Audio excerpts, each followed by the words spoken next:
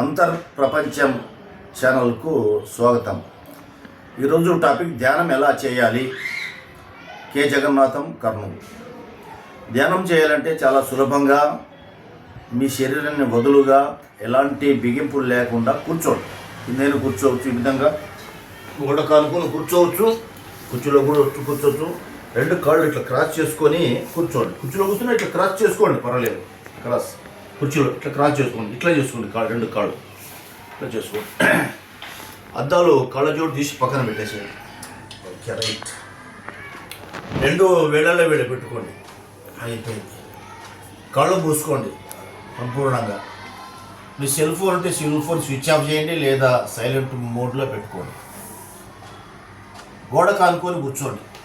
కుర్చీలో కూర్చోవచ్చు, ఈ పొజిషన్లో, లేక సోఫాలో కూర్చోవచ్చు, చెట్టు కింద కూర్చోవచ్చు, రాయి మీద కూర్చోవచ్చు, మీ ఇంటి ముందర అరుగుంటే అరుగులో కూర్చోవచ్చు, బాల్కనీలో కూర్చోవచ్చు, బెడ్ పైన కూర్చోవచ్చు, మంచం పైన కూర్చోవచ్చు. ఎప్పుడైనా కూర్చోవచ్చు, ఎప్పుడైనా, ఎక్కడైనా, ఎంతసేపు అయినా. ట్రైన్లో కూర్చోవచ్చు, పోయేటప్పుడు బస్సులో కూర్చోవచ్చు. కూర్చొని చేతులను జోడించాం, కళ్ళు మూసుకున్నాం. ఇప్పుడు మనం చేయాల్సిన పని ఏమీ లేదు. అందుకే ఎలాంటి పెట్టుబడి అవసరం లేదు. శరీరాన్ని వంకరలు తిప్పాల్సిన పని లేదు. శరీరాన్ని మెలికలు తిప్పాల్సిన పని లేదు. శరీరాన్ని చిత్రహింసలు పెట్టాల్సిన అవసరం లేదు. కళ్ళు మూసుకున్నాం, కూర్చున్నాం ప్రశాంతంగా. ఎలాంటి బిగింపులు, ఏం బిగింపులు అవసరం లే. ఫ్రీగా, లూజ్గా, సరళంగా, సున్నితంగా, సాధారణంగా, సామాన్యంగా కూర్చోండి. ఇప్పుడు మనం చేసిన పని, ముక్కులో శ్వాస నడుస్తూ ఉంటుంది. దాన్ని మనమే పీల్చము, వదలము. శ్వాస తన పని తను చేస్తూ ఉంటుంది సహజంగా. దాని ప్రక్రియ జీవం తీసుకున్నప్పటి నుంచి అప్ టు చివరి దాకా శ్వాస జరుగుతూ ఉంటుంది. ఆ ముక్కులో వచ్చిపోయే శ్వాసని గమనించుకుంటూ కూర్చో.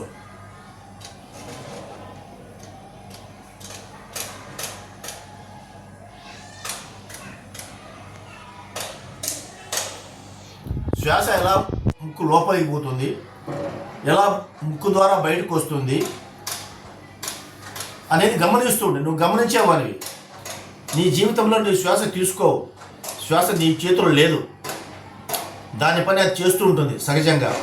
శ్వాస తీసుకునే పని, వదిలే పని నీ చేతిలో ఉంటే ఎప్పుడో నువ్వు ఈ భూమి మీద ఉండేవాడివి కాదు. నీ బిజీ వర్క్లో నీ శ్వాసను తీసుకోవడం మర్చిపోయేవాడివి, పక్కన పెట్టేవాడివి, గుర్తు లేదనేవాడివి, గమనం లేదనేవాడివి. కాబట్టి మనిషి ఈ విధంగా ఉంటాడని తెలుసుకునే దైవత్వము. శ్వాస తనంతట తానే లోపలికి పోవడం, రావడం, నీ ప్రమేయం లేకుండా, నీ ఆజ్ఞ లేకుండా, నీ పర్మిషన్ లేకుండా, నీ ఆర్డర్ లేకుండా సహజంగా తనంతట తాను జరిగేటువంటి విధానం ఉంది. దాన్ని దైవత్వం అంటారు. నీ ప్రమేయమే లేదు.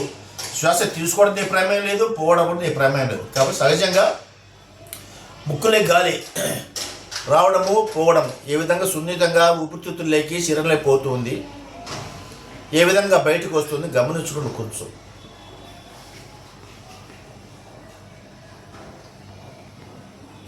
సహజంగా శ్వాస మీద ధ్యాస, శ్వాస మీద ధ్యాస. ముక్కు ద్వారా శరీరంలోకి పోయే గాలిని గమనించుకుంటూ, నోరు మౌనంగా ఉండి కూర్చొని గమనించుకుంటూ కూర్చో. ఎలాంటి బిగింపులు అవసరం లేదు. శ్వాస నీవు తీసుకోవద్దు, నేను వదలొద్దు.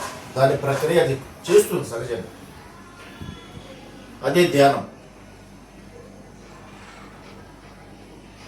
దీనివల్ల ఎన్ని లాభాలు ఉన్నాయంటే కోట్ల లాభాలు ఉన్నాయి. లక్షలు కాదు, మిలియన్, బిలియన్, ట్రిలియన్ డాలర్ల విలువ చేసే లాభాలు ఉన్నాయి.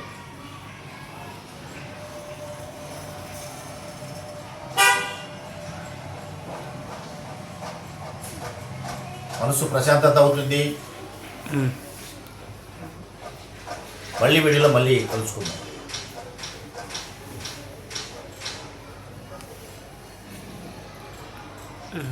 5 minutes అయిందా?